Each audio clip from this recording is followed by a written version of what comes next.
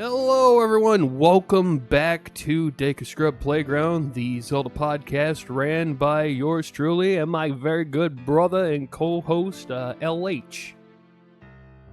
Yo. Hello, my dude. As we were talking before we started recording, it's been a while. It's been since, Yes, it has. February 21st, DSP5 Alive. Welcome back, my guy. Welcome back. This summer is... Thank you. This summer is brutal. Man. It's hot. It's hot here. Mm-hmm. It's hot in Canada. It's hot in the States. Mm-hmm. It's hot in Europe. Basically, the entire West, the great Western Hemisphere is getting slammed. It's almost like the globe is warming in a sense, you know? Yes. So some sort of change in the climate, one might say. Yes, indeed. But there's something else that is quite hot, and for anyone, any of our fellow bumpkins out there, our fellow scrubs, astute enough to know where we're going with this, if the title and the background didn't give it away already. Today is the Ocarina remake announced a month ago. Which I just got to start off and say, a month? It's been a month? Yeah. A month? Yeah, it has. Holy... An entire month, and we have heard nothing else. Exactly. Okay, so... How do we do this? Because, like, I watched, the return of RevCast with you and Rev, talking about the same topic. I've already technically uploaded like a half an hour video of it's not an Ocarina of Time remake analysis trailer, it's what it means to me before the game comes out. Basically, like, hey, I grew up with Ocarina of Time and I played every iteration that ever released of it, from the original N64 1.0 with the original Fire Temple and Crescent Gerudo symbol, all the way up to the NSO re-release. So every version in between, not counting Master Quest on the GameCube, every single version of those I had. Because as we've discussed in the past with our first Zelda games, Ocarina was my first, right? So for me, I released a video of like, hey, Ocarina stands out because it's very important. It's my first Zelda game. It literally carried me into this whole journey of like where we are now with Zelda. And oh, by the way, it was the first ever 3D Zelda game ever. a lot. Yes, it was. A lot of the stuff from Ocarina as well, like, got carried over to be regular mechanics, right? So we got Z targeting or L targeting or ZL targeting or however you want to call it. That started with Z. Yeah. If you're if you're Canadian like me, it's a Z. Yeah, that's true. Well, that's the thing with the target lock system, right? That started with Ocarina. That carried over to Majora, and as we know, as dedicated Zelda heads as you and I are, that was primarily a feature for the 3D titles. Yeah? Only one 2D title has target lock. I'm wiggling my eyebrows. You can't see it, but I am wiggling my eyebrows. Yes, that is... I can kind of see it now, because, like, for anyone at home, I have seen LH like unmasked, technically, if you want to call it that. I know what LH looks like, and I'm actually seeing mentally the visual of you wiggling your eyebrows, man. Oh my goodness. But yes, there is only one 2D Zelda game, only one 2D title in the entire canonical tale of Hyrule's mythos, that has target lock. You want to take a guess?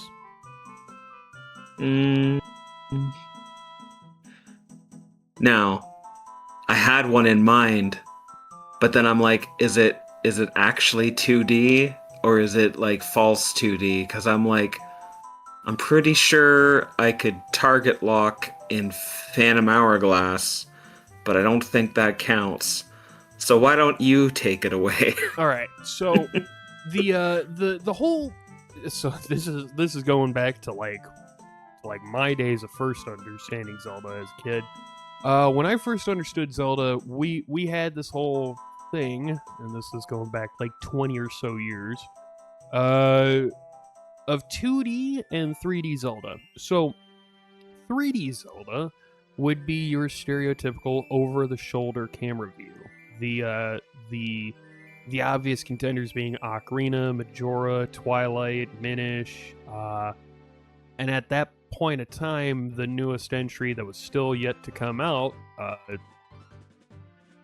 would be Skyward Sword. So all of the 3D titles there. When it came to the 2D titles, you could also call them the top-downs, the isometrics, the pseudo 2.5D or whatever you want to call them, but those would entail like Zelda 1, Zelda 2, obviously, the side-scrolling top-down view, but then you have A Link to the Past, A Link Between Worlds, Phantom Hourglass, and stuff like that. I sadly never played Phantom Hourglass. I played Spirit Tracks back in the day, because, fun fact for anybody at home, I have Asperger's, I'm on the autism spectrum, and I grew up loving trains, so Thomas the Tank Engine was, like, my go-to before, like, Pokemon and Zelda, right? So Spirit Tracks, I found out, was like, oh, it's Zelda, it's fantasy, but with trains, sign me up. I didn't like it back then. It took me many years to actually understand the love for it. Now, target lock, when it comes to the DS games, I think, yes, it technically exists, but not in the way that we know it. So, yeah, with target lock that started with Ocarina of Time onwards, that was you're dedicated holding a button, or one button in particular that can toggle to cycle out or to precisely pick out a target, whether that's an enemy, a switch, a crystal, anything. And then you could hit it with a sword, you could talk to it, you could roll up. It's like, you first learn about that in Kokiri Village, like before you go into the shop. Actually, you learn that from a couple of the Kokiri, because they're like, hey, did you know about Z-targeting? Yes, I learned it from this kid, like, the 3 times over, like, over there. And that's the thing. The only 2D Zelda, and I did look it up, it's documented as the only 2D Zelda to have a dedicated lock-on feature, like the 3Ds, is Echoes of Wisdom. Oh, yeah, you know what? Yeah, right, okay. Because recently I was playing that again. Yeah. I was streaming that as a series on Twitch, and I was like, you know what? Let's play Echoes Wisdom again. And I was playing. I was like, whoa!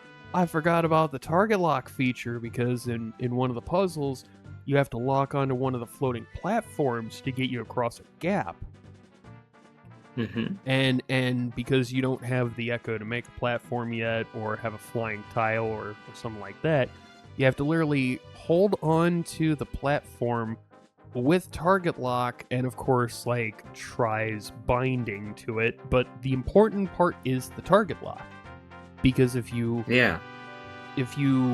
let go of that button, if you stop pressing it, you then fall into the infinite abyss of nothingness.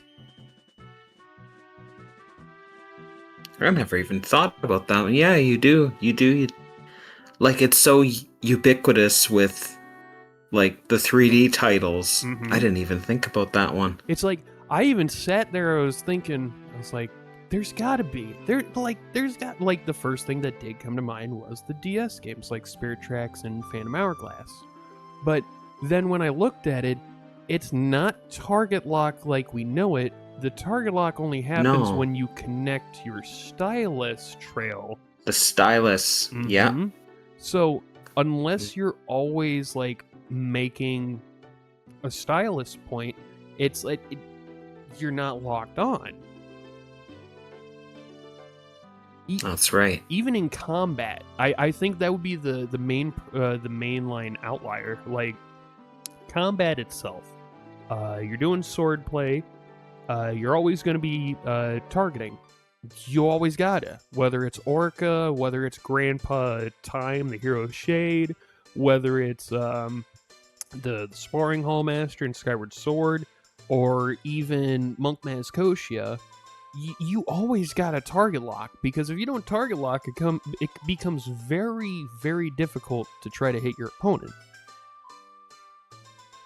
Yep, especially in a 3D space. Mm-hmm. Like you're not focusing on where you're going. Of course, you're gonna have a hard time. Yep, and that got me thinking when I was looking at this. Oh, Phantom Hourglass and Spirit Tracks, you can't target onto an opponent. You just have to either look at the trajectory that's on the screen, or you got to do it by luck. Because I remember in Spirit Tracks, there was at least one boss you had to hit meteorites back into, or was that Phantom Hourglass? One of them you basically had to keep using the stylus to do a grape spin to get these get these boulders back into the face of the enemy, and I'm like, well, this is kind of interesting because I can't lock onto what I want to hit. You're right. Yeah. So that's why, like, that's like one example of Ocarina being so important. We've become so used to the target lock that first started with Ocarina. Yep. You know? So very valid. It's true. Yeah, that was a major game changer, unintended, for the series. Not only was it brought to 3D, like, yeah, you're right. Like, we didn't have that target system before, and it's now so ubiquitous and so commonplace that you don't even really think about where it came from or where it started. It's like, that's wild.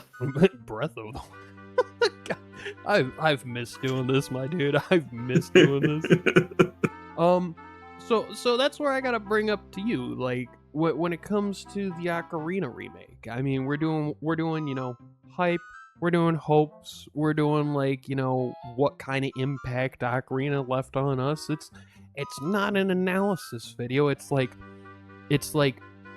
hey, you like Zelda? Yeah, I like Zelda. So let's talk Zelda. Let's do it.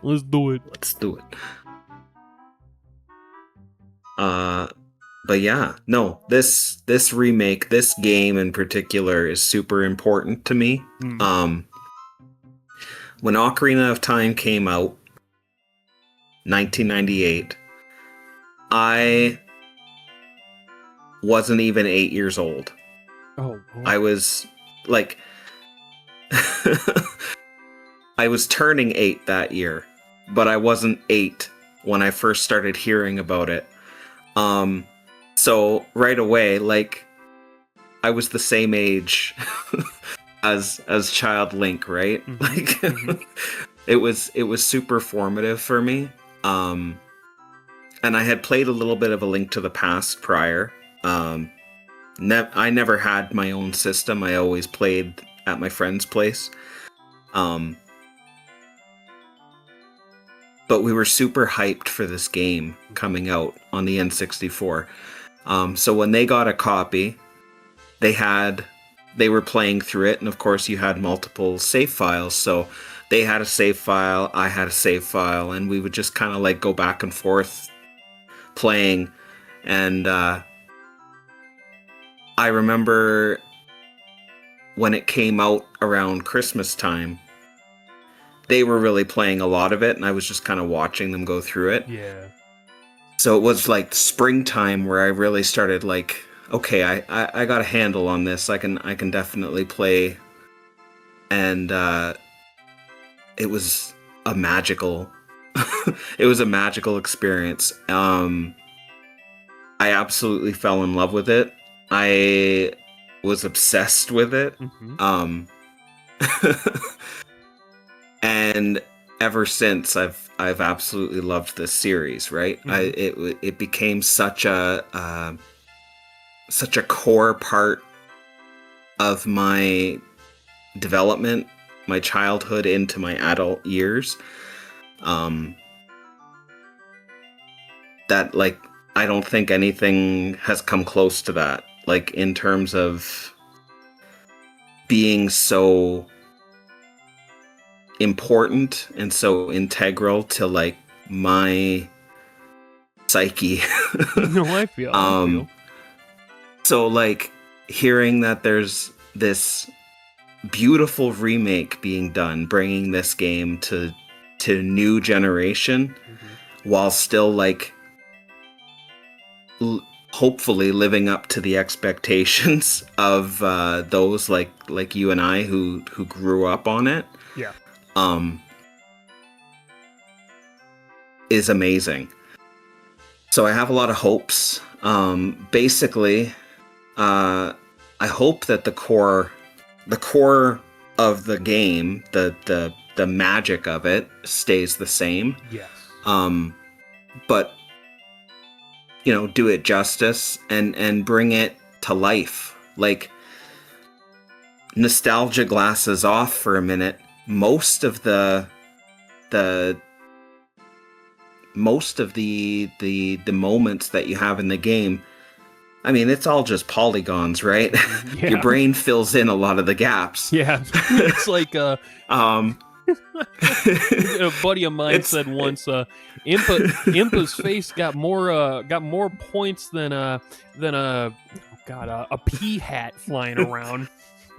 Yeah, it's you're given these basic visuals, and then your brain fills in the gap, especially at a young age. Yes. Your brain fills in the gaps, and that's great.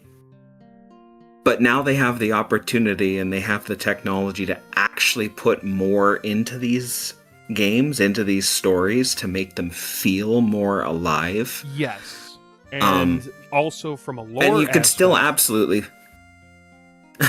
sorry, I didn't mean to interrupt. Sorry, I was gonna say you can absolutely still fill in the gaps. I mean, there's still things that your brain's gonna just like pick up on and like and fill in the blanks, but there doesn't have to be such massive blanks, if you know what I mean. Like, yeah, you can paint more of a picture. It's I agree with you, because there are, oh god, as a kid, there was a certain feel when playing Ocarina. There was a certain feel when playing the N64. I just gotta say, it was the first 3D Nintendo console at that point. Not talking about like DK Country 1, 2, and 3 on the Super Nintendo, because they imposed like a 3D graphics kind of thing. But actual 3D gameplay, and you're correct, it's all polygons, and a lot of the stuff, like Hyrule Field's like texture for the ground, it's like, I understand this is back in the day when you can't make grass. You can't really make like big old fields of grass like you can now. You can only make like small patches because you don't want to overwork anything. Right. And I'm going to get some of these terms wrong because I don't work in the gaming and tech field, but we do have friends like Rev and Zoe who work in this kind of field, and so we've kind of picked up through association some of these terms. Yeah.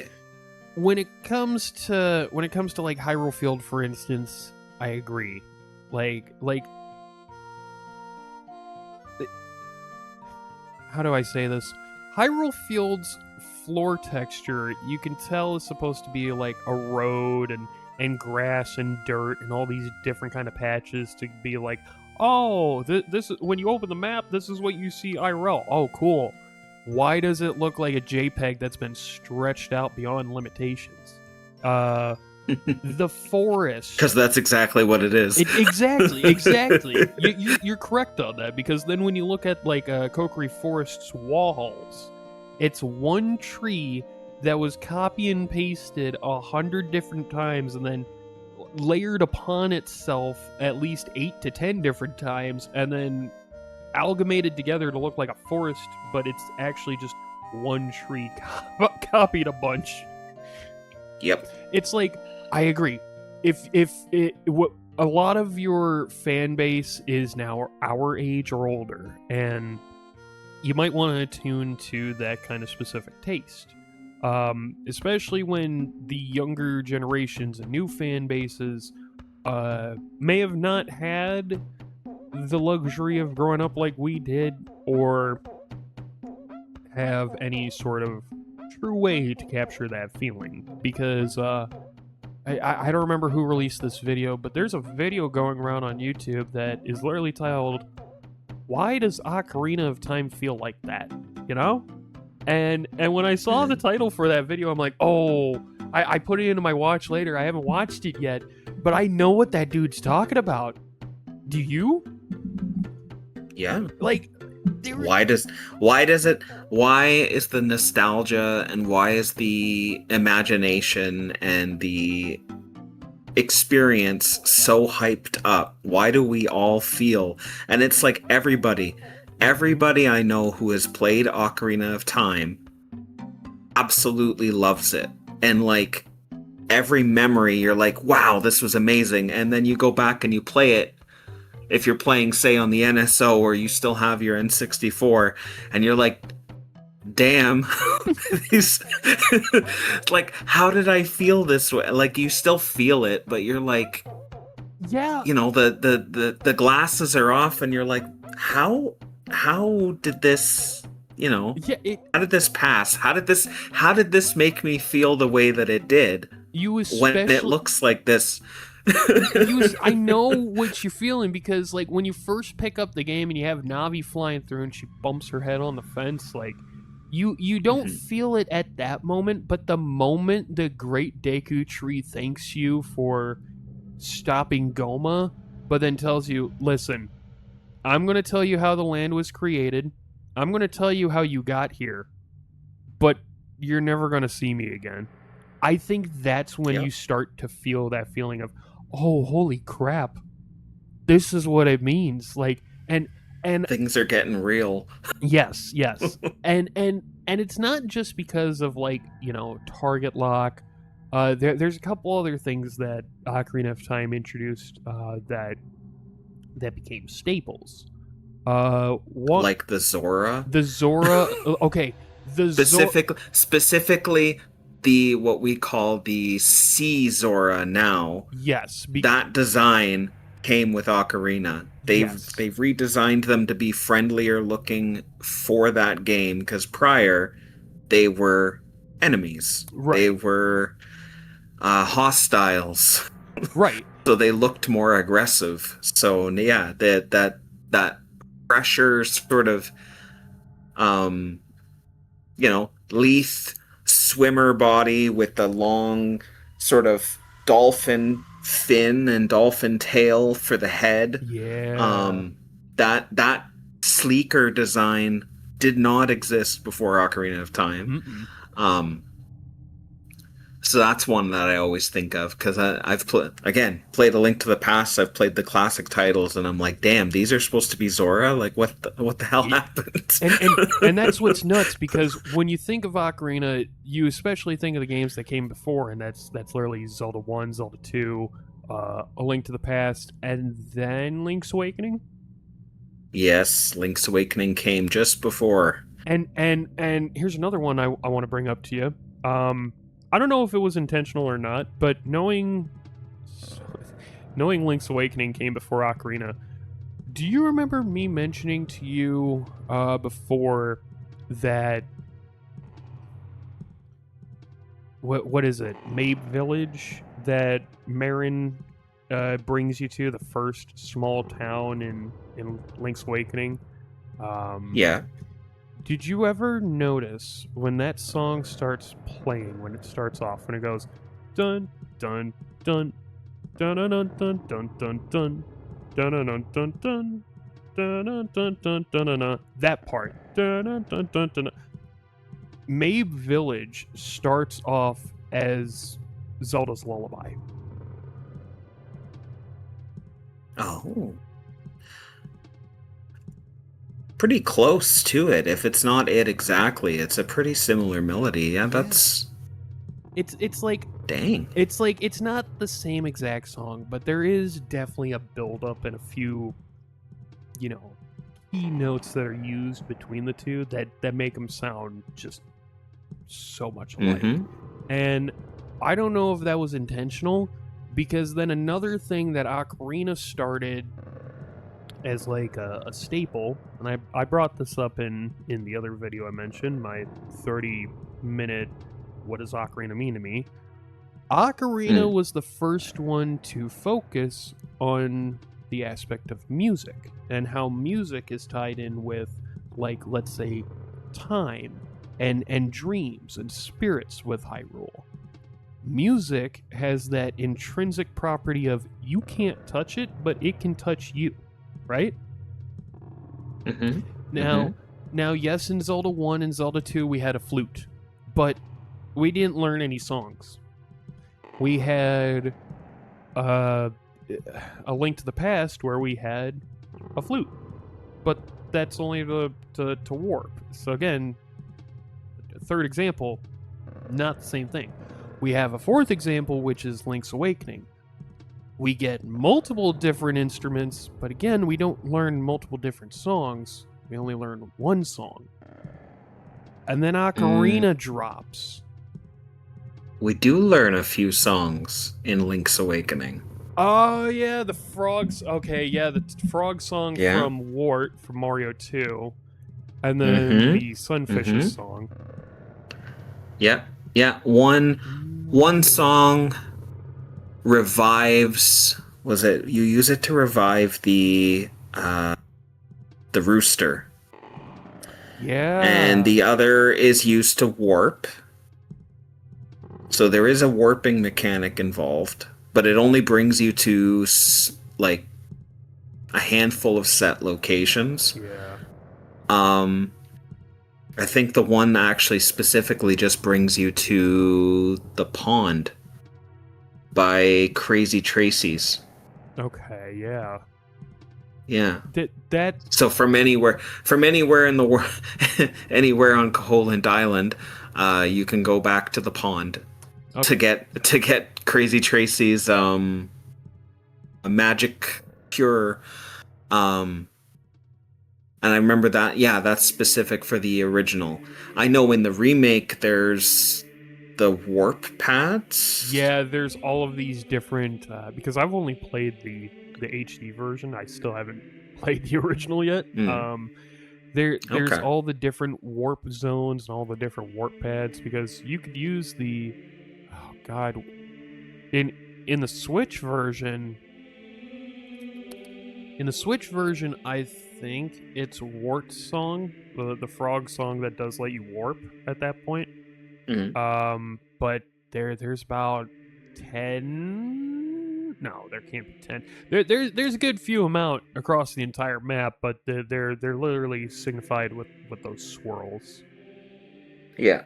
And yeah, I forgot about that. All right, Link's Awakening. It had a basic one, a very simple one. Yeah. It didn't have the gravitas. It didn't have the variety that Ocarina of Time brought, but it I think may have been that sort of starting point, because they would have been working on Ocarina of Time around the time that Link's Awakening was finishing development, so they may have taken the idea that they were working with and fleshed it out. Yeah, okay, I see what you're talking about, because I'm looking at it a little bit more, and a lot, because we know that Ocarina was supposed to be that story of what led to A Link to the Past. And when Link's Awakening came out, everybody's like, oh, is this what leads to A Link to the Past? No, this is what happens after A Link to the Past, which, disclaimer, I still think, Oracles happens between, A Link to the Past and Link's Awakening, because it just makes sense that way. I don't like how in 2018 Zelda team was like, oh, no, we're going to make Link's Awakening before the Oracle games. Why? Who asked for that? No one. No No one. one asked for that. In the original, yeah, the music mechanic is not as in depth. It's not as deep as the Switch version. I do see my folly. I honestly thought though it was going to be as in depth as the Switch version. I didn't realize that they introduced the music mechanic, but it wasn't really. It's not really what I agree with you. The gravitas, the focus was not there as Ocarina would show, and I guess that's where I'm getting with it, because with Ocarina, you're introduced this whole music mechanic that does technically become a staple in the 3D games later on. Not all of them, though. With Ocarina, you get no, but a good chunk of them, though. Yes. It's a fair point, because the music becomes a very important. I don't want. What's the word I'm looking for? It's not a central focus, but it's an important part of several stories in the 3D games. Kind of like Target Lock almost. Yeah. But with this whole music aspect, you're given an instrument, maybe a new one over time, like an Ocarina of Time, like with the Ocarina itself. But it's shown with Ocarina and then Majora that these songs have some kind of spiritual connection. They have some higher power that basically you won't be able to understand on a novice level. These songs can manipulate the weather. They can move celestial bodies, like with the Sun Song. They can literally warp you across the land, and as I put in my my past couple of videos, I do think that when Link plays like the Minuet of Forest, or the Bolero of Fire, or the Serenade of Water. I'm so sorry. Every time I want to say that, I keep wanting to say Serenado of Watto, like Watto from Star Wars. I got this whole thing where I'm like, Eddie, and I do the song that way. But there's those songs, and they warp you. And what's very funny about that is I think Breath of the Wild and Tears of the Kingdom intentionally made their fast travel animations to reflect that. I wholeheartedly believe that the person that wields the Ocarina of Time and uses that instrument technically binds their spirit or soul to it in a way. And if you were to play like the Minuet of Forest and you were to fast travel there, those little particles of light that start to surround you and then take you off, you become part of those green light orbs, okay? And you start flying off to the forest temple. And then you come back to your solid form. That's a lot like in Breath of the Wild, Tears of the Kingdom when you're fast traveling, ain't it? Yeah. You turn into particles and disappear and then reform, and boom, there you are. Twilight Princess does the same thing. Yeah. Wind Waker does not. Wind Waker, you're literally being taken on a cloud to, fly off. And Skyward Sword does not have any fast travel whatsoever. Nope. So I then have to think, when it comes to these other games, are there other instances of fast travel? And there is. There's Echoes of Wisdom. You're quite literally using a spiritual guide to try to take you from point A to point B to teleport. Again, you're using some kind of spiritual connection to deconstruct your physical body to then... you turn into light. Yeah, and then similar to like Link's Awakening on the Switch, you turn into this pillar of water. Like, you see where I'm going with this, yeah? Mm-hmm. So, with music in Zelda, we see that being shown in Ocarina that got carried over to Majora. And that mainly became a staple for the 3D titles for a while, because then it got carried over to Wind Waker. You're not using an instrument, but you're using the conductor's baton. Yeah. In Twilight Princess, you yourself are the instrument because of your voice. Yep. And then... the Howling Stones. Exactly. And then I remember vividly in Spirit Tracks, the pan flute. Yes. Mm-hmm. You got that. You also got Skyward Sword's Goddess Harp, and I'm sitting here thinking, how are they going to bring back the music aspect?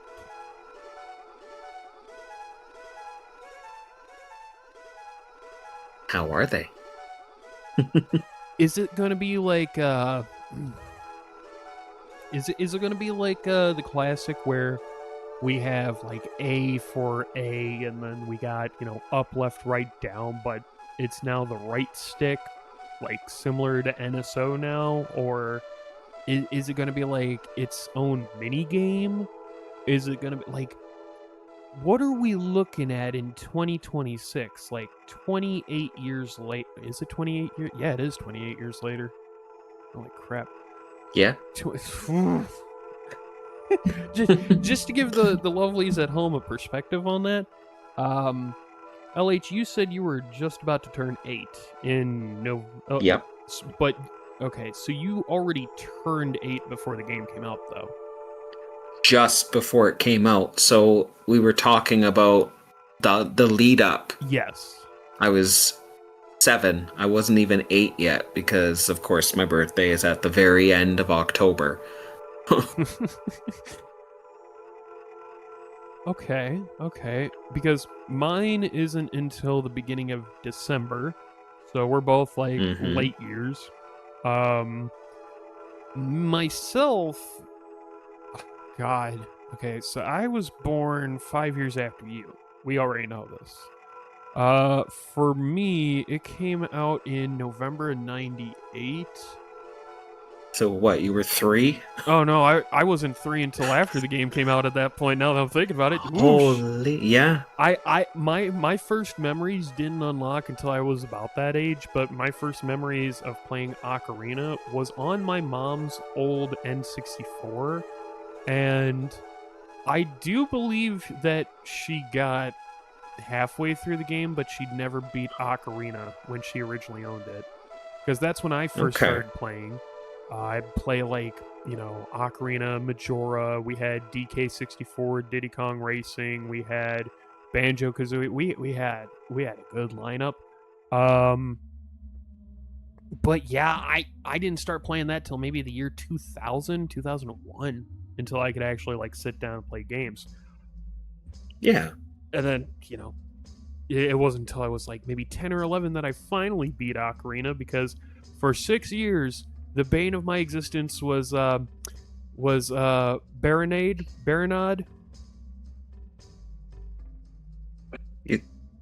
You were stuck in Jabu Jabu's belly? I was stuck for 6 years with Princess Ruto IRL. Oh no. Yeah, I didn't understand until a buddy at school told me. You were stuck on that almost as long as Link would have been stuck in the Sacred Realm. Think about that for a second there. Oh man. Oh no. Yeah. But I will say that growing up now so many years later and playing that game so much, I want to bring this up. Ocarina of Time, a lot of people argue that it is purely linear. I would like to disagree. I would like to say that Ocarina of Time is very much like its previous entries, like Zelda 1 or in this case Link to the Past. Like, Ocarina of Time is somewhat more open world than people give it credit for. So I'll give you this example.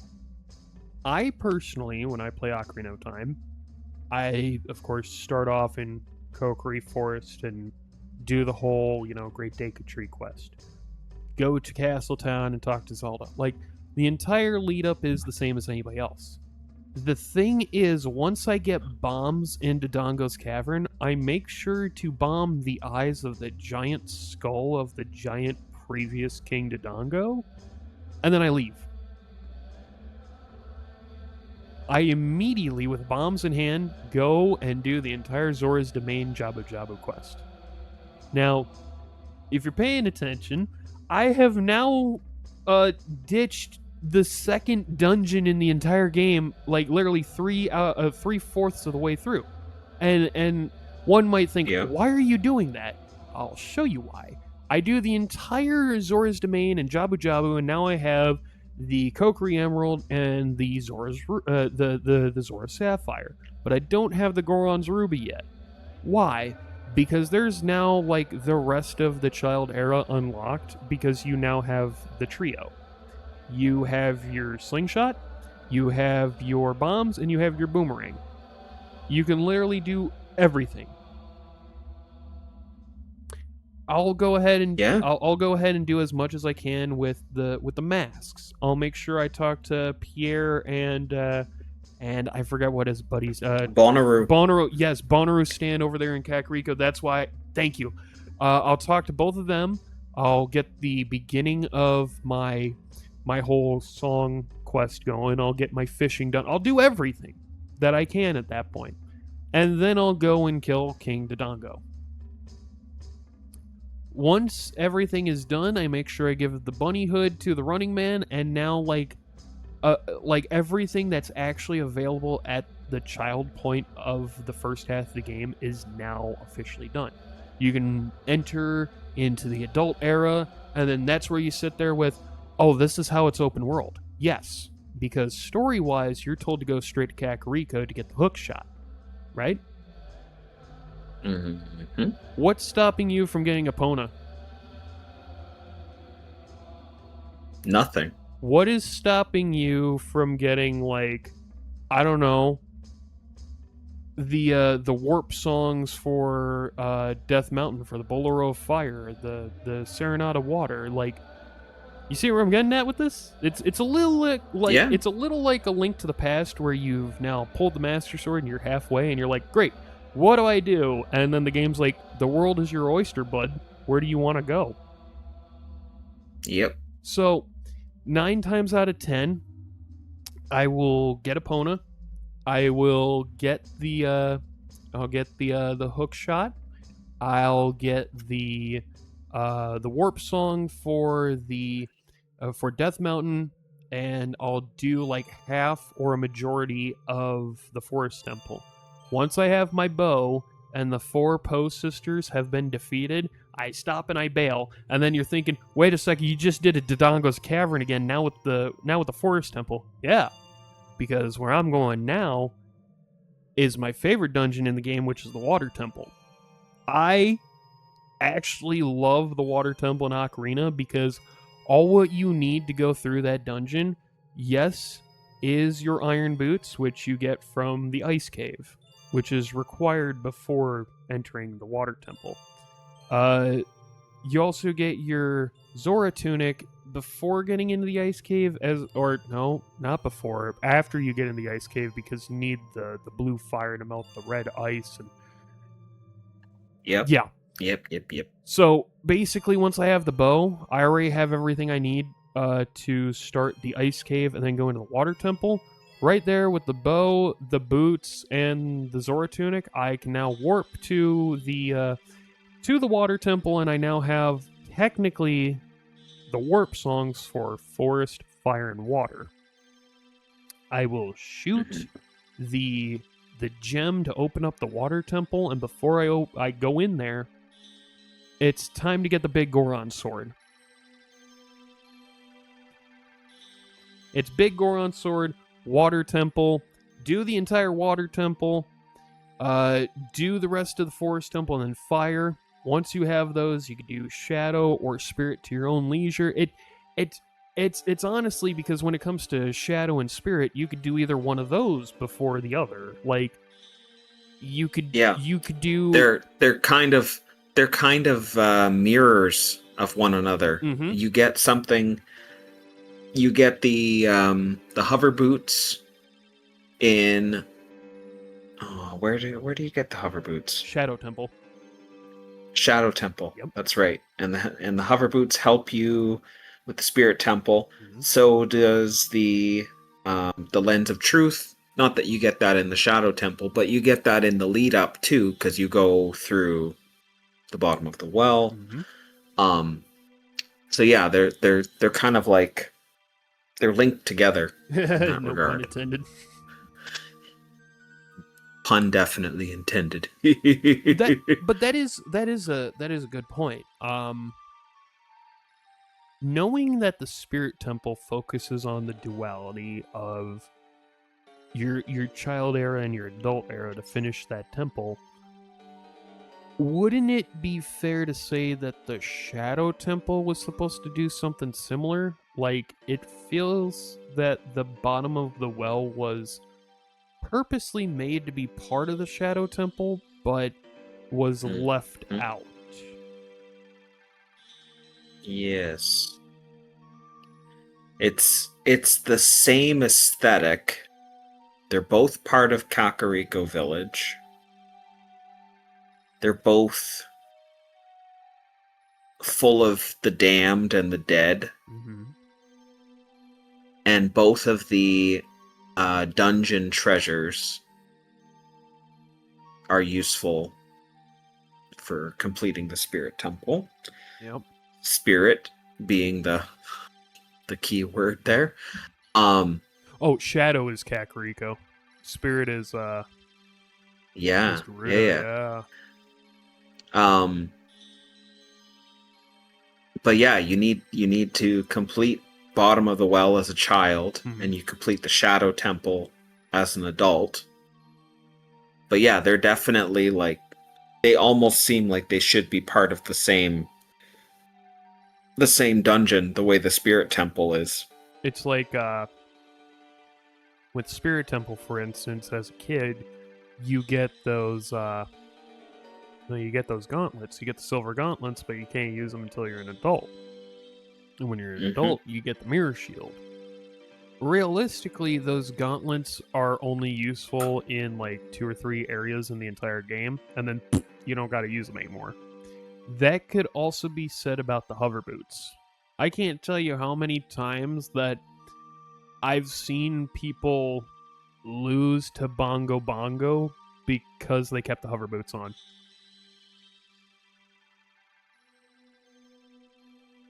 Because they fling out into the acid. Mm-hmm. That's exactly why. I've seen with the hover boots themselves, they become useful, yes, of going over gaps, which are everywhere in the Shadow Temple, and they do help with getting over certain areas in the Spirit Temple, but that's like it. I know that in Ganondorf's, redone castle, in the Darunia room, you technically should use like the hover boots to get over the lava pit, but other than that, it's not useful anywhere else. Same thing with those iron gauntlets. There's only a few instances that you need to use them to move like bricks and stuff, but then they get replaced by the gold gauntlets, which are vastly superior. Yes. And that's the thing. Like, you get a gift as the child, which is the silver gauntlets, which become obsolete very quickly. But you get a gift as an adult, which is the hover boots, which become obsolete very quickly. The counteract is the 2 other gifts. The child gift of the Lens of Truth, which becomes heavily useful throughout the remainder of the game. And then the mirror shield, which can be argued to be extremely more useful than, I don't know, the gauntlets. Yep. Like, so that's why with this remake, I'd like to see something. I'd like to see a lot of things, I guess this goes into our hype aspect of today's topic, right? Yes. I want to hear from you what your hopes are for, what your hype is, like what you, my brother, would like to see from this remake of Ocarina. Because as we already agreed and said before, there's not really a lot. All what we got was a cinematic trailer. A minute... Yep. About a minute and 28 seconds. Yes. Nearly a minute and a half of slow pan-overs of a tapestry of a boy in green, as you and Rev and Zoe have put through Rev's analysis. It's leather. I didn't notice that. The Kokiri symbols on there. I didn't notice that on the first like after you guys noticed all this, I'm like, oh, holy crap, I didn't see that. What stands out is, yes, it might be voice acted. Yes, it might be this updated engine and this and this and this. Realistically, and before we get into this, and I'm sorry for saying this for so long, we don't have any gameplay. That's the only downside. And I have been, for instance, for people who want to get Grand Theft Auto 6, whoever wants to get GTA 6, go ahead. By all means, go ahead, do it. I personally won't. Because I think it's already overhyped, especially when you have to make a trailer for the title, for the box art, and you don't have any gameplay. Now, here's where I also have to put my own foot in my mouth. Have we seen gameplay for Ocarina's remake? No, but I already know I'm going to get it. Yeah. That's where I need to be very critical. I need to say up front, we don't have any gameplay. And to further prove this, it says it's going to release this year. We don't have a date. We can estimate maybe around the time it came out, late November, but we don't have anything concrete. So that's true. We don't. So that's why I wanted to bring up, because it's only so far cinematic, and we only have speculation and guesses so far. What are some of these hopes? What's some of the hype? Like, what, LH, my dude, what would you want from this Ocarina remake? Confirmation either way about Hyrule's founding. Oh, yes. Yes. Because that's the thing. I would like to see, again, the core of the game remain the same. That same, the same story of the boy without a fairy, awakening the sages, traveling 7 years into the future, saving the world. That should stay the same.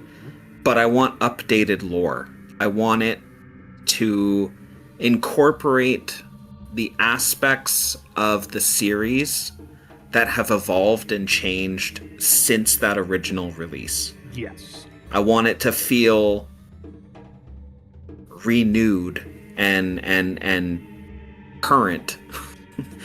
So if it gives more details about the history leading up to that, like we know about the Fierce War, we know that there was a Hyrulean civil war, but we have no details as to who was involved or what. Give us a little more of that. Maybe some hints about the Interloper War, because we know that happened prior. And then Hyrule's founding. We know Hyrule as a kingdom was founded. Mm-hmm.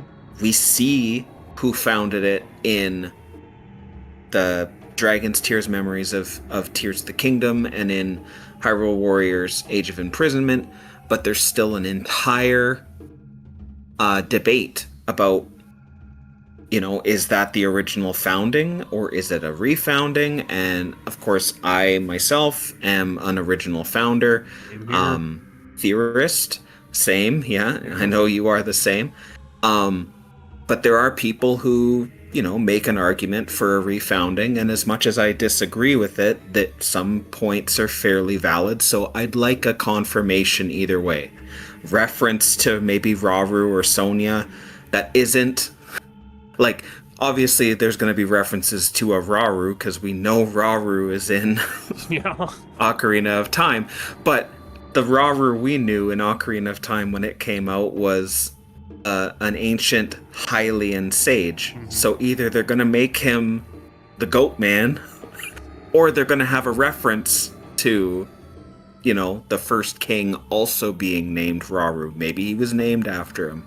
Maybe he is him. Or like there could be any sort of avenue they can take, but something to just sort of hint or confirm either way. Yeah. Because I think they need that. I really think they need it, because as much as it's fun to debate, this debate has been going on a long time. It has. And I'd like to just know either way.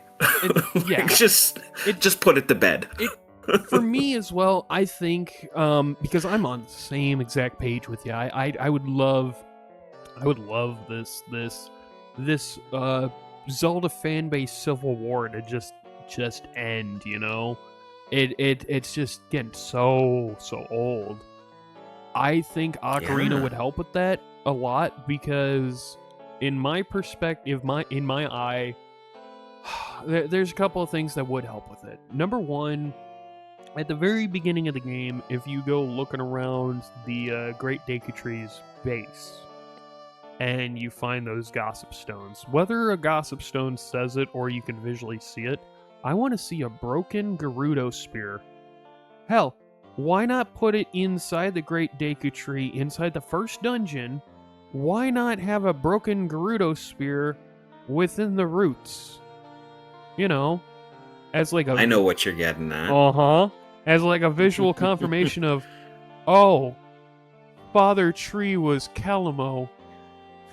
Because since Age of Imprisonment came out, I immediately latched onto that idea, and I have not let go. I have been thinking this whole time, Calamo is GDT1. Yep. Like... And it honestly would make a lot of sense. Yeah. The fact that, say, in the Zelda notes, in the memories, in the Zelda Notes app, Princess Zelda says that a dignitary spirit once resided in this tree.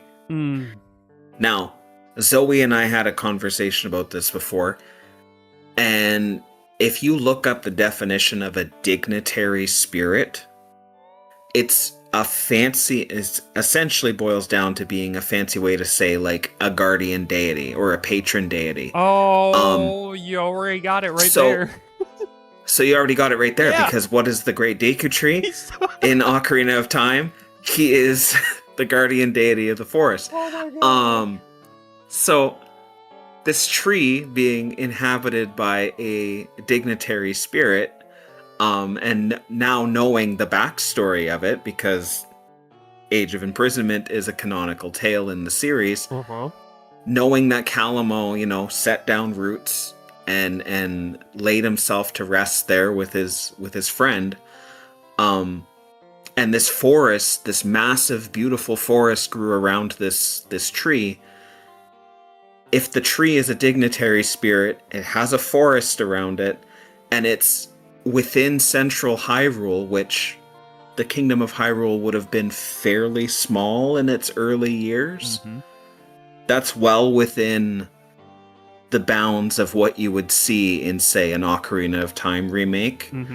It would make sense to be where Kokiri Forest would be, even though in the Breath of the Wild map, it's the opposite side, but I mean, orientations change. Yeah. Like, north on the map is not always north in real life, like it all depends on who's making the map and what time period you're in. We're talking tens of thousands of years between some of these time periods in this series. That I agree with. I've been having a very similar thinking on that for a very long time. Take, for example, the North American maps that were made from the 1600s until the early 1900s. Like, early cartography, you were going based on the curvature of the land, which most times meant that you, just like Tingle, needed to get high up to try to get as much of the land as possible. Which led to a lot of, like, states, territories, and countries being misshapen or just very incorrectly drawn. Hyrule could be very much the same because of how much it's changing, how much, as put in my Death Mountain video, how much seismic activity is going on, not just based on the rotation of the land, but, to quote myself, you have one ultra pissed off, very powerful dude locked in time stasis who never died. And I don't know, when Daruk says, "Oh, that's weird. Death Mountain's been dormant for as long as I can remember. But if that means the mountain's activated, that means... never mind. Forget I said anything." That kind of means that Daruk might know about Ganondorf. Or something. Yeah. Something deep underground. Exactly. Right? Like, I mean, well, with the ancient city of Gorondia, the homeland of the Gorons, like, they would know one way or another. Like, I'm sitting here like, when it comes to Hyrule's ever-changing map, yes, it's natural, but there's also a little bit of quite literal man-made manipulation through Ganondorf, you know? Yeah. And we have the gods, too. Yeah. There's gods and spirits and all kinds of, what we would say supernatural forces at work in this world. So there's a lot of very plausible reasons to explain, like, differences and changes in the landscape between games, right? Yes. Totally fair. And to go with you on this, to also explain, like, the lore aspect, to confirm a few things and to help explain a few things, not only would the Great Deku Tree via Calamo all grown up help, I would also argue, going back to what we said about Rauru, before Tears of the Kingdom came out, I gave you a simple question. I asked you, hey, you already know stuff about Tears of the Kingdom before it came out, yeah? Yeah. Okay, so I heard through rumors that this big goat guy that we've been seeing is named Rauru, and he's a Sage of Light. Please tell me, and you're like, I can't confirm or deny quite yet, but likely sounds possible at that point of time, right? Mm-hmm. Knowing what we know about Rauru before Tears of the Kingdom, right? He's able to project a form in the light world, in the physical world that Link is in, right? Yes. He's able to use Gapora Gabora, which can also go to Termina. We also know that this projection can reach. So in Twilight Princess, for instance, when the ancient sages show up, that's not their bodies. That's a similar thing to like Gapora Gabora, where it's projecting a form into the light world. So when Ganondorf like reaches forth and kills the ancient sage of water, which that actually might have been Kia the whole time. When Ganondorf reaches forth in Twilight Princess to kill Kia, he's not killing her physical body. He's killing a manifestation she made from within the Sacred Realm, but effectively killed her by reaching across literal dimensions right there. Because with Gapora Gabora, the owl of form of Rauru, it's like the manifestations they make are a part of them, like an extension. So if you were to kill that manifestation, it wouldn't kill them. However, if you were able to kill that manifestation by reaching through the dimensions to kill the controller, then that's different. Like, so with these manifestations, I would love to see, the owl return. But when we talk to Rauru inside the Temple of Light, they could do the whole Hylian form if they want to. I would only be happy if they gave us, the Goatman. The Goatman.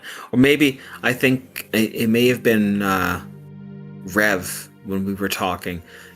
Make a reference. Like, maybe he says, like, I've taken other forms before. Yeah. or this isn't my true form, but I'm appearing to you, like the way Rome's spirit does in Breath of the Wild, saying, I didn't want to appear. I didn't want to appear in my true form and confuse or scare you, right? Mm-hmm. So saying something similar and being like, like this is a guise or a form that I'm taking to not scare or not intimidate your sensibilities or something, right? Like, because then you'd be like, okay, so he has other forms. He has another form. That would make sense. Like, to me, you could take the example from like Marvel Comics, for instance. Galactus, the World Eater, the main rival to, like, the main bad guy for the Fantastic Four. He's actually not a giant humanoid-looking guy. Canonically, in Marvel Comics and through the Marvel mythos, Galactus is this otherworldly being. Like, he's a god. He has no form. But whenever Galactus makes itself present to like a world or so on and so forth, whoever is in front of them, Galactus will take the form those people are most comfortable with. And 9 times out of 10, it's a human, because in Marvel Comics, humans have reached the cosmos and beyond, and like most other planets are friendly to humans that way. So that's why Galactus is like, oh, I take the form of a human because that's what you guys are most comfortable with. If you knew what my true form looked like, you'd probably be scared. Lovely. I feel like you could do that with Rauru 100%. 100%. Mm-hmm. Because we've kind of already seen that with Ganondorf now, knowing what we know. Mm-hmm. Which kind of gets into the next one. Ganondorf. We know at this point in time he is locked underground for a long, long time. But the Ganondorf that kneels fealty to the King of Hyrule in Ocarina of Time, to me, I still say that's a Bunshin. For those at home that aren't aware, that a Bunshin is a Japanese term. It's a concept about part of one's self being in another. So either as a copy or like a clone, like an echo? Alter ego, an echo. Yeah, there's various forms that you can explain the concept. If you're familiar with something like Naruto, they use some Bunshins in that series. They can copy or clone themselves. In the Zelda series, it has been used in a few instances. Aghanim is a prime example. Yep. He is a Bunshin of Ganon. You can also make an argument that Zant became a Bunshin of Ganondorf in Twilight Princess, since he housed a part of himself within Zant. The corrupted construct and Age of Imprisonment. Yes. Technically, yes. And that's technically where I'm leaning towards, because we know with Ganondorf and his expertly made malice, gloom puppets, whatever you want to call them at this point. We've called them dark creations, we've called them puppets, we've called them phantoms. Like, the entire fan base has called them so many different things. But as you opened my eyes to Bunshins a few years back, and I have not been able to let go, I do believe that the Ganondorf that we see in Ocarina of Time, for instance, who carries over to Wind Waker, and because the hero stops him in the adult timeline, the one in the child timeline is not the exact same one we met, but is like a parallel version, but is still technically you know what I'm getting at this. It's still Bunshin. Yeah. And that's where I'm getting at, like, I would love some kind of confirmation. Like, whether or not Ganondorf's eyes flash red, like that iconic dark red, or there's like a purple cloud that emanates off him or something like that, I would love some kind of confirmation in the Ocarina remake where they're like, this is Ganondorf, the Ganondorf Dragmire, ruler of the Gerudo people, and then you're looking at him and be like, is he giving off a purple mist?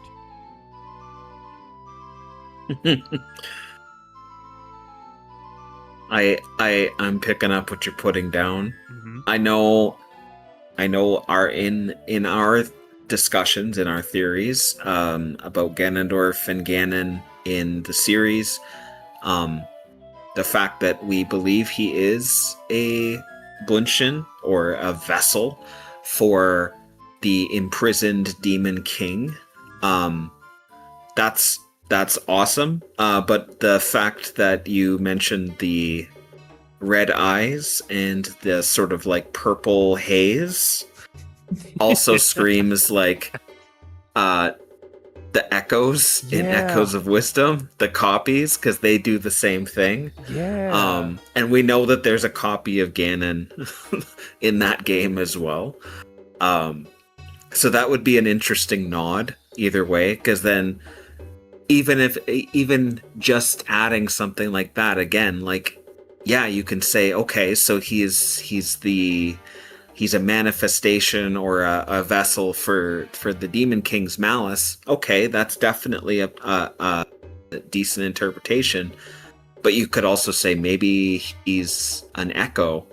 Maybe he's not really a real person and never has been. Maybe he is just a copy made by some darker power. Yeah. Well, there's a few interpretations you can take from it, and either way it would be really exciting, because it would be like incorporating the lore, the newer lore that we have been actually assembling from the newer games. Actually, you're on the nose with that, because when you watch the Ocarina remake trailer, the narrator, who I'm guessing is supposed to be the Great Deku Tree, says, "This land of Hyrule was made by beings of high up purpose." And I kind of am looking at that, I'm like, the wording you're giving off is not saying that this land was made by the three golden goddesses. For me, that almost sounds like the theory I've been trying to push of the three golden goddess worship has been being snuffed. It seems to be true. Like, the three golden goddesses came to the void of nothing that was ruled by the absolute primordial evil of absolute nothingness, Null, the ruler of the still world. The goddesses saw his lust and greed and decided to encapsulate Null within everything by creating everything around Null. And then, after all was good, Hylia came forth to hold the Triforce that was made when the three golden goddesses met at one point. I know I'm paraphrasing very heavily, and I'm sorry for that. But what I'm getting at is, what if Ocarina of Time decides to snuff out the three golden goddesses to go for more Hylia worship? Would be something. Because the only latest game to go back to the three golden goddesses is Echoes. Yeah. What I've noticed is, God, for the past 9.5, almost 10 years, starting with Breath of the Wild, the imagery of the three golden goddesses and the Triforce is there, but it seems like it's purposely being forgotten. Like, no one really knows who Farore, Nehru, or Din are anymore in modern-day Hyrule. You do have the imagery of the Goron Ruby, but nobody in Elden will actually tell you, like, what that symbol means. Like, what goddess it's associated with. Sure, someone might be like, oh, it's associated with the dragon Dinral. Okay, have you seen Dinral? Well, we don't know if it's actually real because nobody can see it. So, It's very weird. It's very weird to me that the golden goddesses, who were revered from creation all the way till, I'd say at the absolute latest, in the adult timeline, it'd be the Era of Winds. That would be the last time they ever worshipped the three golden goddesses like they did before. In the downfall timeline, that'd be Echoes of Wisdom. And then in the child timeline,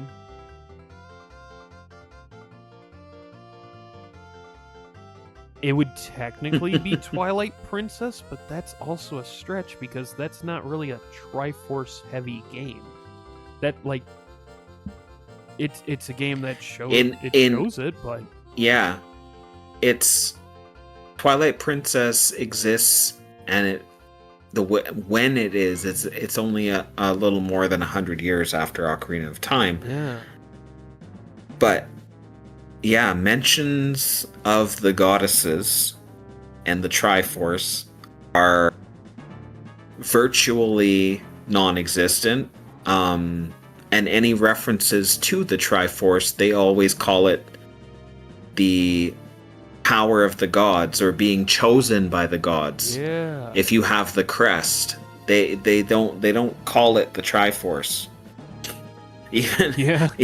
Even the spirits like Lanayru, they don't use the term. No, they don't. They mention that they were dispatched by the gods, they were sent by the gods, but they don't specify which gods sent them. I mean, even in the they're named after the three. I mean, we have Farron, named after Faror. Eldin, we have Din. Eldin, named after Din, and Lanayru, named after Nehru, but that's really the only reference to either of the three that's solid in any way in that game. That is, yeah. And even in the downfall with... That's what's nuts, because for a while with the worship of the three golden goddesses basically being forgotten because the Triforce was safely kept within the sacred realm in the child timeline the entire time, you sit down, you think, oh, okay, so Ganondorf never made it through. No, he didn't. It's still there. The virtues were blessed the marking, but we don't actually know if they carry the relic a piece, you know? In the child timeline, I always saw it of the hero was successful, he stopped Ganondorf, and he went back to like the first half an hour of gameplay, like after you stop Goma and meet Zelda for the first time. That's where Ocarina of Time's credit sequence ends, when you get that the end moment. And you and I have talked about this. That's like the first 30 minutes or so of gameplay, right? Yeah. That thematically would mean that if you're not in the adult or parallel downfall timelines, you're now in this new child timeline that was made to literally go back to this first point of meeting her. Okay, cool. So what happens? None of your friends are dead. Oh, okay, so they don't get killed by Ganondorf. Correct. But you know how you walked out of the Temple of Time and the doors closed behind you? Yeah? That means they don't open. Oh, sweet! Not sweet. Why? Because you basically doomed the land to forget their creators. For a while, because of that thinking, I thought Breath of the Wild and Tears of the Kingdom was in the child timeline. Because of the three timelines, you have the adult timeline where the entire kingdom, the sword, and the relic is all washed away. You have the downfall timeline where, yes, you have the sword in the forest, and yes, the relic is gone. But there's been a couple of things over the years that either yes, I agree with downfall, or no, I don't agree with downfall. Originally, I was child timeline. Now I'm with you of downfall. But there's a couple of things with child timeline that I kind of sat there and I'm like, okay, they stopped worshipping the golden goddesses, the Triforce is safe, and oh yeah, the child timeline is the only one where it focuses on, like, the kingdom thriving. Because then again, you look at the adult and downfall parallels. Those are both examples of the kingdom crumbling over and over and over and being killed again and again and again. For the longest time, I couldn't believe it was downfall into Breath of the Wild, because I'm like, how do you mean that this kingdom that crumbles over and over and over again became this expansive? Like, I don't see that. Like, maybe in a child timeline scenario where they can keep expanding outside their borders, maybe. Because then you have, like, the Snow Peak area that kind of reminisce Hebra almost. Yes. But, you know, that's some wishful thinking. So on, I don't have any proof of it. The fact of the matter is, when it came to the child timeline, you're right there, first 3 minutes gameplay. Triforce is safe. Golden Goddess worship is over. It's really weird to me, you know? Now, the mysteries of time and space travel. Right, and with Ocarina... and the consequences. But with Ocarina, it's weird, because Ocarina showed the 3 Golden Goddess worship. They didn't do any Hylia worship. Hylia worship wasn't apparent until... Oh god, when did Hylia finally become a goddess reference? And not just... Skyward Sword. Okay, so it was Skyward. I thought it was before... No, I'm thinking of Majora with the Goddess of Time. Yeah, so there were references to various gods and goddesses throughout the series. The Goddess of Time was a big one with Majora's Mask, who is also one that Zelda referenced in that memory when Link gets the Ocarina of Time back. So the Goddess of Time isn't just like something that exists in Termina. Right. She was someone who exists in Hyrule. If you want to go really far out, the very first reference to the goddess was Zelda 2 with the trophy.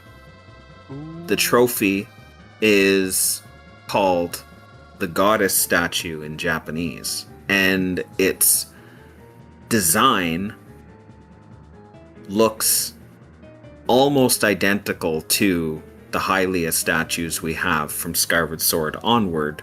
Yeah, with the angelic wings and the hands. Yeah, it's no. It's kind of crazy. So they've always had these references throughout the series, but they never actually had them like fully fleshed out as this figure and central to the Hylian's existence until Skyward Sword. And even in Skyward Sword, they still had the 3 golden goddesses, though. Mm-hmm. So, it makes me wonder if this Ocarina remake is going to have the 3 golden goddesses still being, you know... There it is, yes! Thank you. I will pull this up on screen real quick. Open that. So, for the lovely people at home, I'm pulling it up on screen for you all to see. LH has just shared the goddess statue / doll from Zelda 2. Zoom in on that.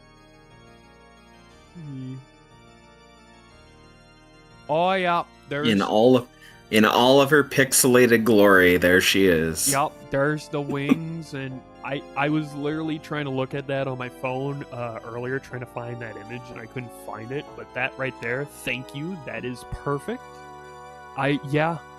Goddess statue. You said that, and I almost started going like, no way. Okay.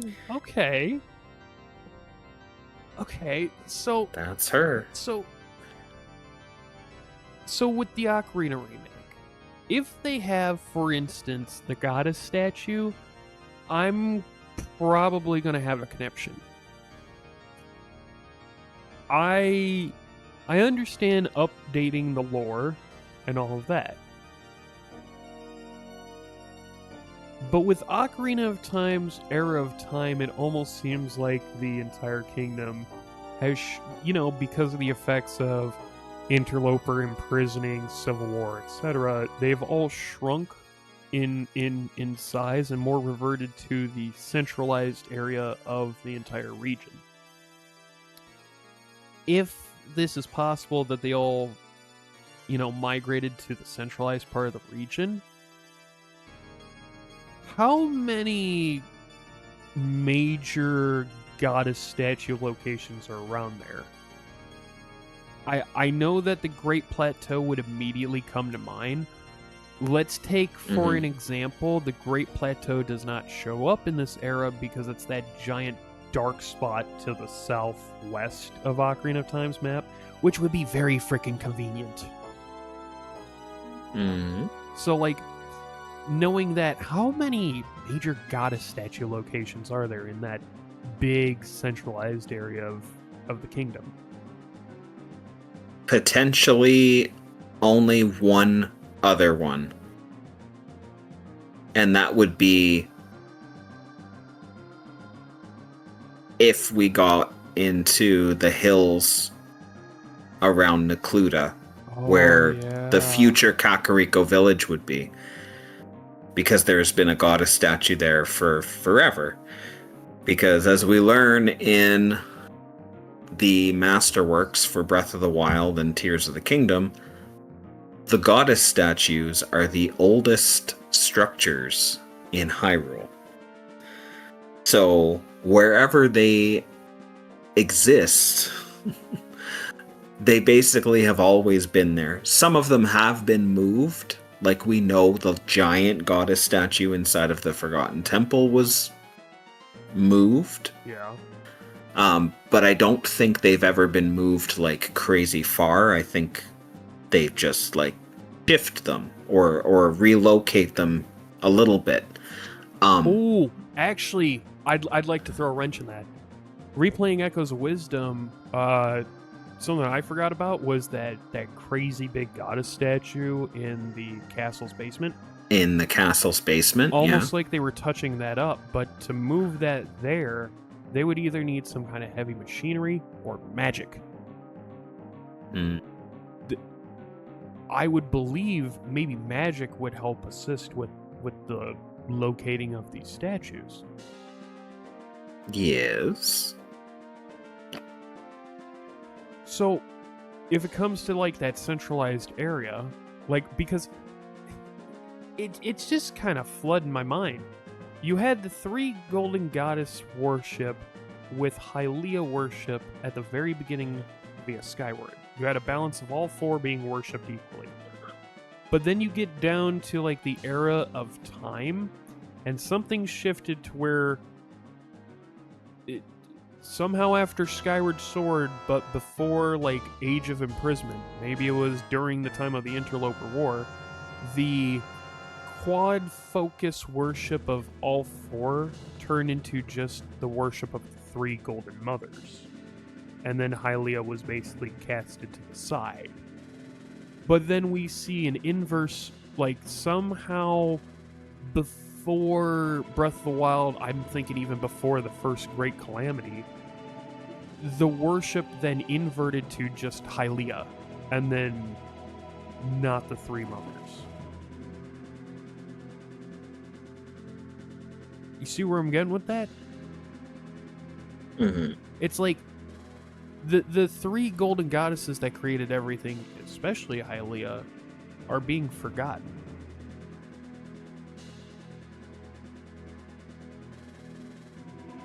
So, maybe in this Ocarina remake, they do bring that back. They bring back some kind of worship and reference to Din, Farore, Nehru, and not just naming conventions like we got with the 3 immortal dragons in Breath of the Wild, Tears of the Kingdom. And not just updated versions of the 3 stones. Maybe actual... when they do the creation story is going to have to include Null now. Like, most likely, I mean, some sort of reference, even if they don't name it outright.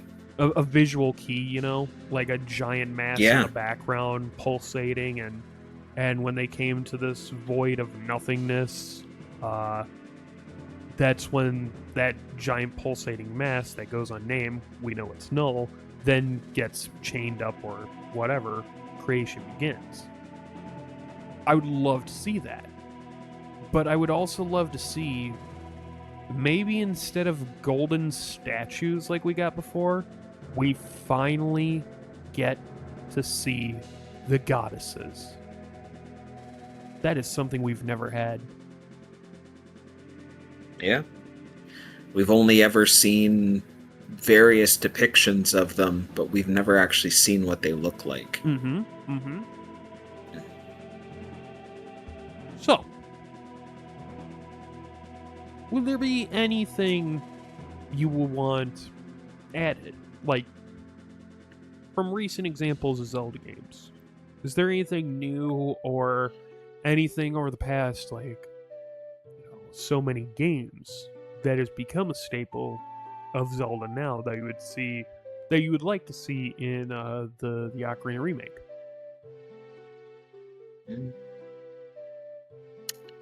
It's a good question. If we're talking more gameplay rather than lore,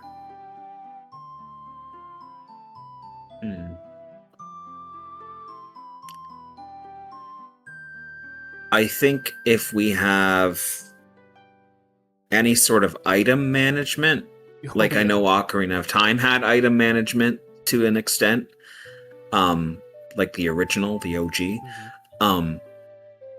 Let's not do what Tears of the Kingdom, Breath of the Wild, and Echoes of Wisdom have done. I'd like to stop scrolling through. Yeah. You know what had it really good? Would it be Twilight Princess HD? Oh wait, no, Twilight Princess in general, because it had that dedicated item. In general. Yeah. It had the item wheel, and you can pick from the wheel. So I liked that. That's a good item management system. I think would be great for Ocarina of Time. I love that you brought that up, because I was going to say, bring that back, or bring back the Twilight Princess HD version, where you're just literally pressing, like, it's not just one button anymore. It's, excuse me, it's kind of similar to Pocopia's quick select menu, or Minecraft's immediate 9 item bar. You have it right there. You don't even have to press plus. You do kind of have to scroll, but it's not even a scrolling like Echoes of Wisdom has, which I do get tired by quite a bit. The Tears of the Kingdom scrolling, I get tired with that quite a bit. But if you had like a quick select, like 9 or a favorite of 9 or something like that, like it's right there, I'd love that, because I don't know, the bow gets used pretty often. The iron boots switching inside of the water temple, it would be perfect, you know? Yep. Yeah, having some sort of, if you can quick select or favorite your items, and obviously not being overwhelmed with them. Maybe introduce some new items or new mechanics if it makes sense. You know, like if you're expanding the world in some regards, maybe having something that makes sense to that story that you're telling would be great, but don't overwhelm us with like hundreds of items. I don't want to collect every apple, right, and every pine cone and every stick and every, like, don't do that to me.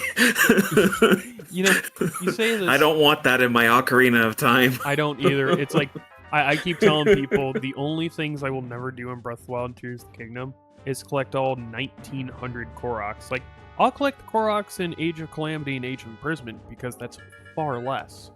But when you get into like 900 or 1000, tough luck, buddy. I'm not doing that. Like, when you said introduce some stuff that would be new and it would be pretty cool if it's necessary, for some reason, the first thing that came to mind was the Ocarina demo at Space World back in the day, where they had the what would become the Sage medallions were originally spells.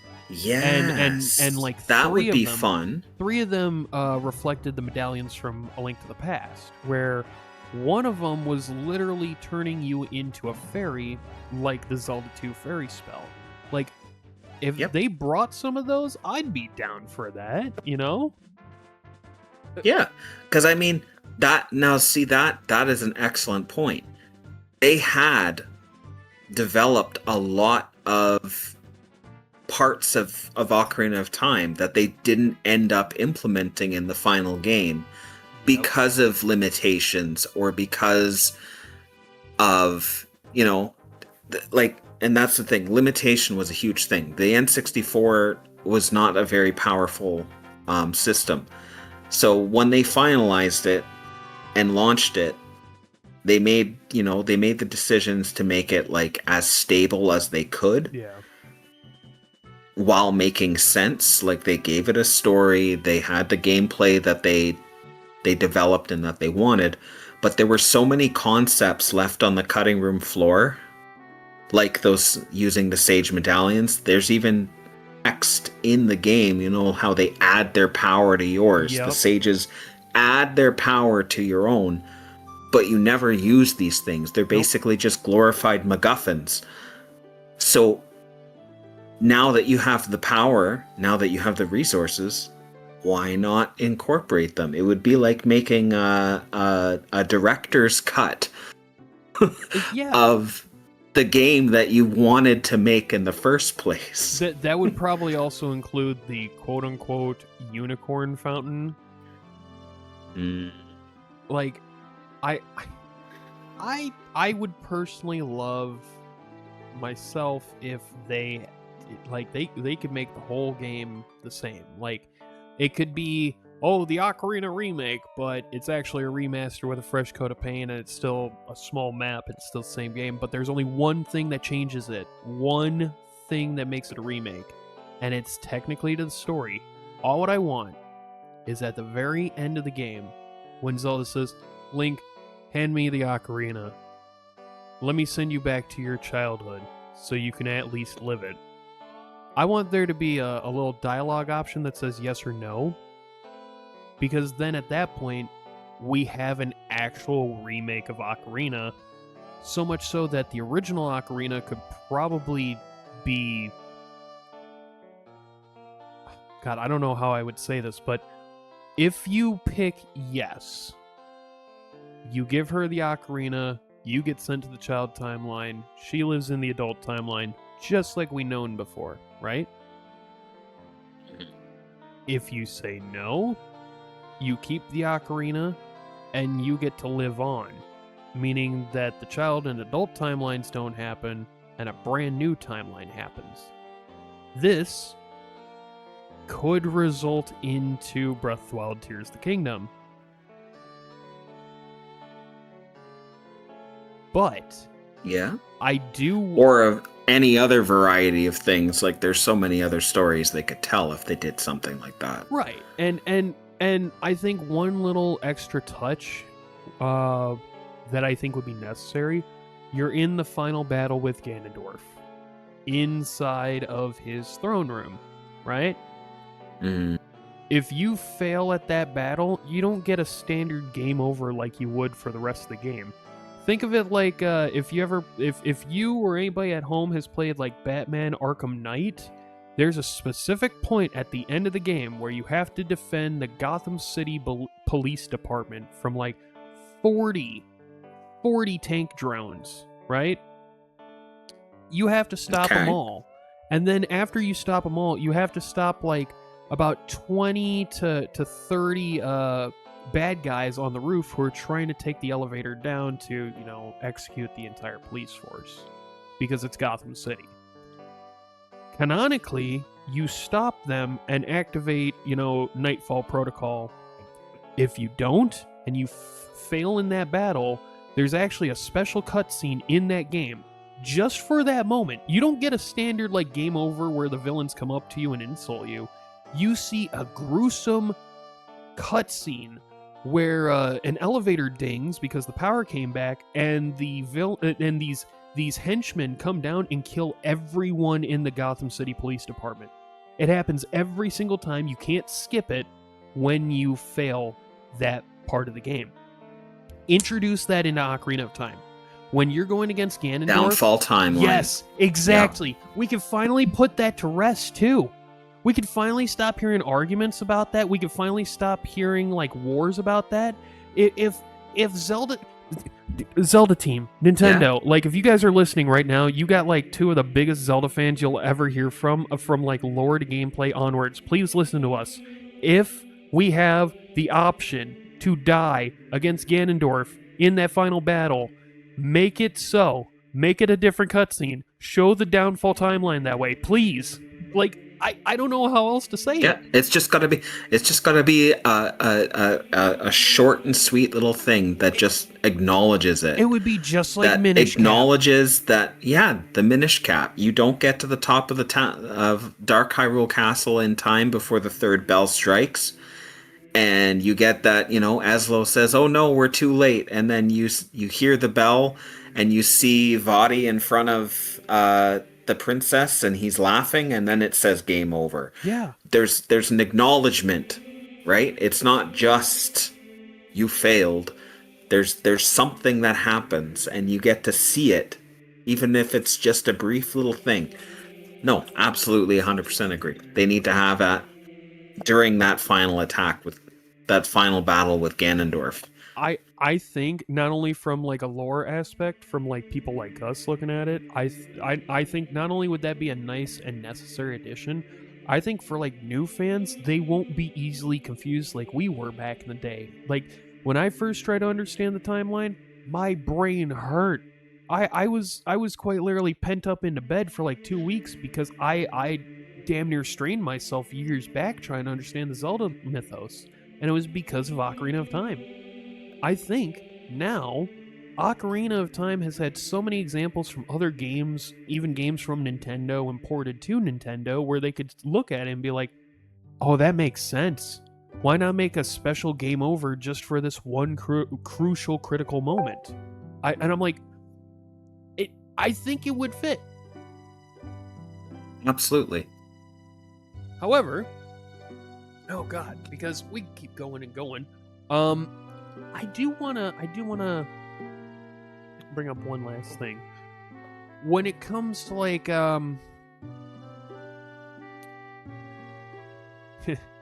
when it comes to like gameplay mechanics, and I know this might be a small nitpick, I think Ocarina of Time on 3DS is the superior version by far. Because of the settings changes. You could take off inverted mode. You could also activate gyroscope, and to my knowledge, the motion control on the Switch and Switch 2 is the same gyroscope on the 3DS. If anything, it's better. Yeah, it's like if I know if there's definitely some overlap, but if they took that technology, they've definitely improved upon it. Mm-hmm. So that would be awesome to use that, especially if you're using the bow or you're using some sort of, like any of those ones where you have to target manually or like move and shift, like during the archery range mini game. Mm-hmm. That would be really nice. Incorporate the gyroscope. Yes. Let's go. The Gerudo horseback area is just absolutely brutal. But before we wrap up, because it has been a while, but every time we get to talk, we just hit the ground running. We have a good old time. Anything else about the Ocarina remake you want to bring up? Because we keep going and going, and I know we haven't even covered like half of what we want to talk about. Like, is there anything else before we go then, or? I just want to put it out there, the vibes. we're recording this. It is the 7th of July in the year 2026. I would like to hope that we get a secondary trailer or some sort of like update on the website or something within the next couple of weeks. Maybe before this even like fully is done and out and published. That would be ideal. But even if it comes like a week later, I want to see something. I think, especially if it's coming out this year and they've confirmed that, anytime, we're already halfway through the year. So we need to hear something more. There has to be more to get the hype like really going, because just selling off of nostalgia is not going to get like everybody on board. No, there's going to be a lot of new fans and people that are sort of in between that aren't going to feel like, oh, I need to get this. They need to see more of it. Yeah. And we, being like the crazy fanatics that we are, like once need we heard more juice. Yeah. We need more to like to go through and analyze. That's our bread and butter. Yeah. Please. It's like, please, Nintendo. It's like, for me, like those memes of people being like, oh, there's no reason to buy Nintendo anymore. I didn't get a Switch 1. I'm not going to get a Switch 2. And then the him. Because of him. I have been like, yeah, you guys realize why I never left Nintendo, but I'm also like on that crowd of, yeah, I don't know if I'd get this Ocarina. Okay, no, sorry, a song in a haunting kind of tone. I'm sold. That is exactly what we wanted. Yep. Oh man. I think it's going to be grand. But I do agree, we need more gameplay. We need more info, because we don't want to be having Ocarina turn into a complete meme house like Grand Theft Auto 6 has become. Yeah. Well, with that, LH, my dude, my brother, my fellow bumpkin and scrub, it's always been rad, my guy. That was yeah. I just can't wait for this game to come out. Yeah, man. Everyone Same. at I'm so stoked. Oh yeah. Everyone at home, thank you again for coming in, watching, lurking, listening here at Deku Scrub Playground. Now on my own personal second channel, 2.0, but this is still a podcast owned and operated by both us, LH and Oaf. So go please check out LH. He's an amazing dude. He knows what he's talking about. Like, if you guys haven't checked out his stuff, you probably should, because like he knows what he's doing. Yeah, I need to post more regularly, but yeah, dude, thank you. The day that you come back to either streams or even making videos, I'm going to be pushing your stuff beyond belief. I'm going to be like, guys, LH is back. What do you mean he's back? Come watch. LH is back. Is back. But thank you. No worries, man. No worries. Always happy to help. Always glad to be here, man. Because you're my bro, and you've helped. You and Dan and Zoe and the crew has helped me out of some pretty hard stuff. So I can't do much, but whatever I can do, I'm always happy to do for you guys. Appreciate that. No worries. Thanks, man. Anytime, my dude. And to everybody at home, thank you again. We'll see you later. And it's been rad. This is DSP, and we'll catch you later. Goodbye. Peace.